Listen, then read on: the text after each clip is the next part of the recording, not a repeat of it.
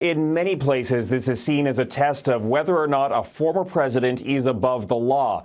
But tonight, Donald Trump is claiming political persecution, and he's trying to rile up his supporters in his defense. It's a stress test for American democracy and a stunning fall for a former president. Donald Trump's arraignment will take place inside this Manhattan courthouse next week after he surrenders and is fingerprinted and photographed, a first for any former or current president, but the same treatment as any other criminal defendant. This is one of the first times in his life when he has to play by the rules that everyone else plays by.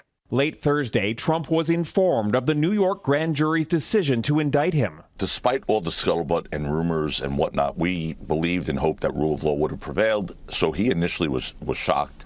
Reports suggest he faces 30 or more charges relating to allegations of business fraud and a hush money scheme involving payments to adult film star Stormy Daniels.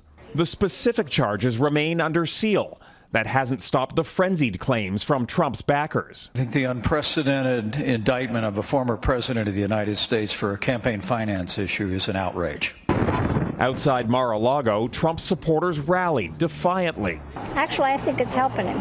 I think he's going to get more votes now because people maybe will wake up. But it's in New York where concern remains about security. Trump has repeatedly called for protests and warned of violence, claiming to be the target of political persecution. In my case, every piece of my personal life, financial life, business life, and public life has been turned upside down and dissected like no one in the history of our country.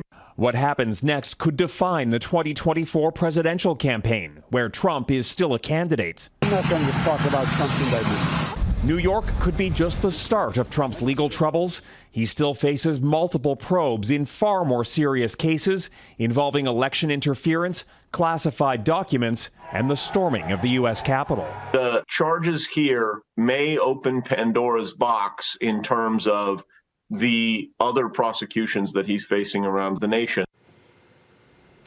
So, Jackson, could Trump face prison time? And what do these charges mean for his presidential campaign?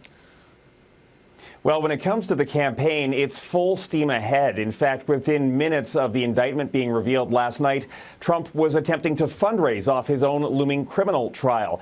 As for the question of jail, we won't really know more about that until the indictments are unsealed, because, of course, that will reveal the specific charges that he's facing. It is possible that some of them could include jail time if he were convicted, but a trial ultimately is a year or more away. And at the end of the day, it's the other court cases that Trump faces that could pose far more legal jeopardy and potentially jail time for him if he's convicted in those matters. Jackson Proskow in Washington. Thank you, Jackson.